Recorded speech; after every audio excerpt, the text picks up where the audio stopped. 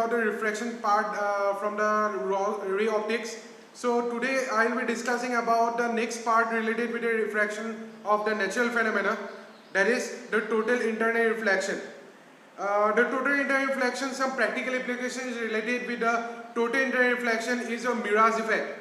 This effect, like suppose when you go by the road, okay, suppose when you go by the highway, you will be noticing that during the summer days, in front of you, okay, when you see from the front glass of your car, you'll be seeing that there is some water shades appearing on the road.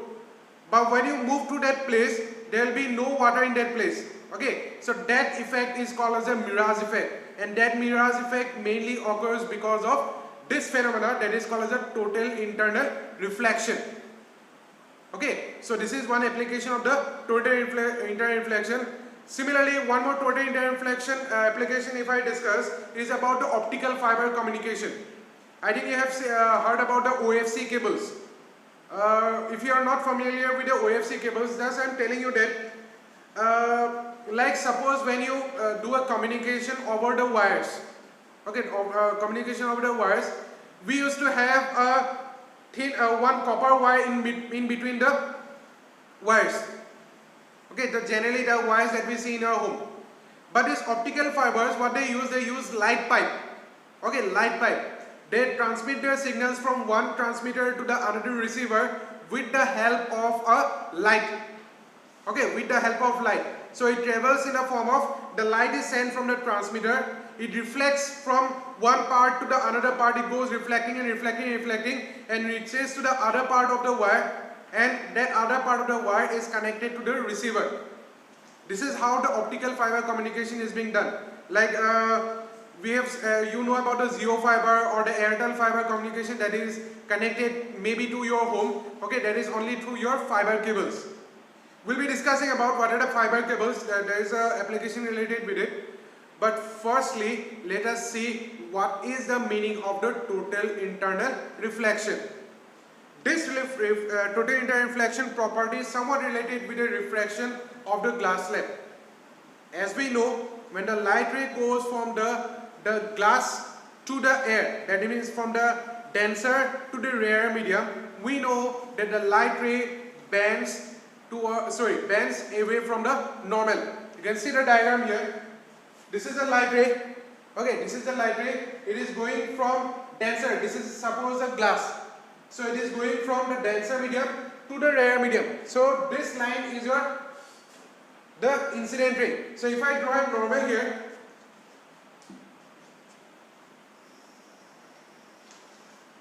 okay, if I draw a normal here, if you see my diagram, this normal, you can see this light ray is bending away from the normal. Similarly, suppose if I consider that the light ray is bending little bit more. Okay, this is our normal. Suppose if I consider that the light ray is bending a little bit more. Suppose from here, it is reaching this point. Okay, now if you see, if I draw a normal here, the light ray will be bending more away from the normal. Clear? Then suppose if I bend the light ray a little bit more, you'll be seeing that the light ray will be refracting, but it will be refracting along the surface. Okay, it will be refracting along the surface. These all are angle of incidence. Okay, these are all angle of incidence. This is also angle of incidence. Now suppose if I bend the light ray more. Okay, if I bend the light ray more, suppose this is your normal, we will be seeing that the light ray is not refracting, the light ray will be reflecting back to the surface. Okay, so what happens? This angle, okay, if the light ray falls at an angle greater than this angle of incidence, then the light ray does not get refracted, it gets reflected back. Okay, this angle is called as a critical angle.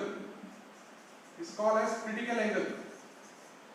Okay, critical angle is the angle of incidence after which the light rays does not get refracted, it gets reflected.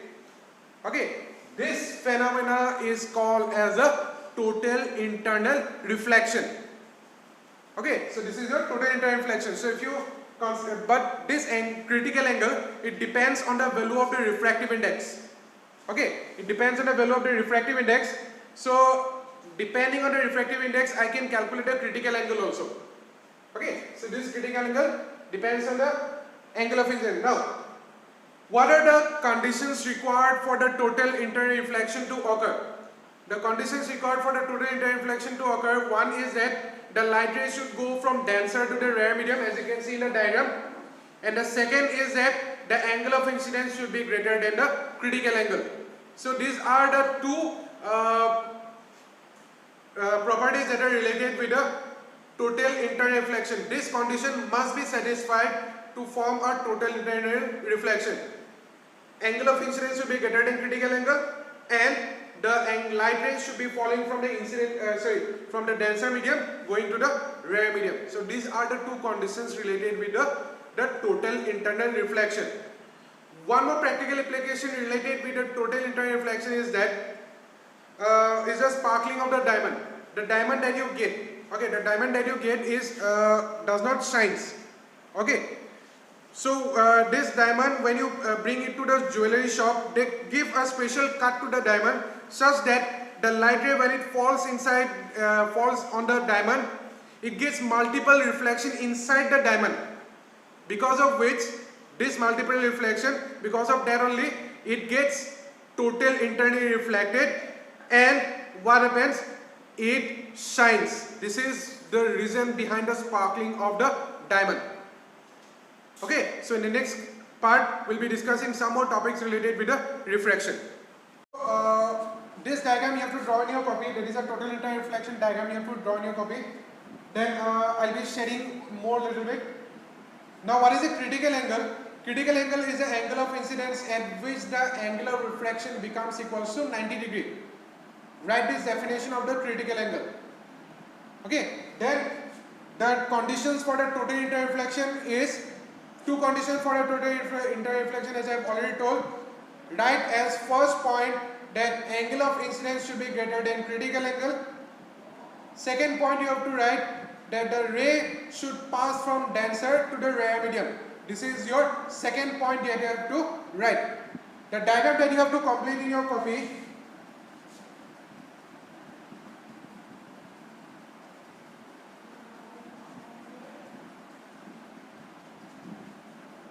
Okay, this diagram you have to make in your copy.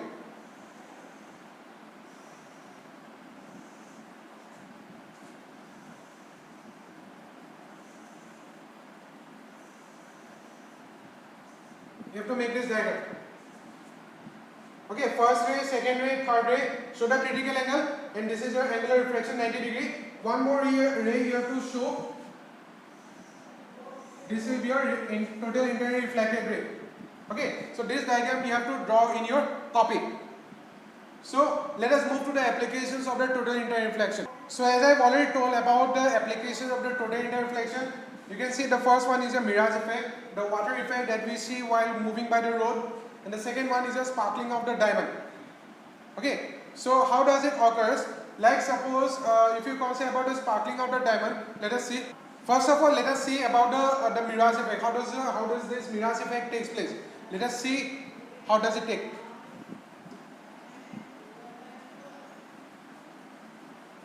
During a hot summer day, the layer of air nearest to the surface of the earth is hottest. And as we move up the ground, we come across layers of air with decreasing temperature. As a result, the refractive index of different layers of air increases as we move up, and hence layers of the hot air near the Earth's surface are optically rarer than the layers of the cold air a little above it. Due to this, rays from the nearby objects which are propagating towards the Earth's surface refract and bend away from the normal. At some point, the angle of incidence exceeds the critical angle, and the rays undergo total internal reflection. So as you can see in the diagram, so when there is a summer day, okay, the hot air, because we know that the hot air becomes less denser. the hot air becomes less denser and it moves up. Okay, and the above layer, that is above the surface of the earth, you will be finding cold air. So there will be a difference in the temperature of the air layers. So because of that, with the temperature or with the hot air or the cold air, there is a change in the refractive index also. And when there is a change in refractive index, there is a change in the bending of the light, because the refractive index only decides what will be the direction of your refracted ray. How does the refracted ray gets bent? Okay, so when the light ray gets bent at one end, okay, at certain point, what will happen when the light ray incident on your eye? When the light ray is incident on your eye, at some point it will be falling at an angle greater than the critical angle.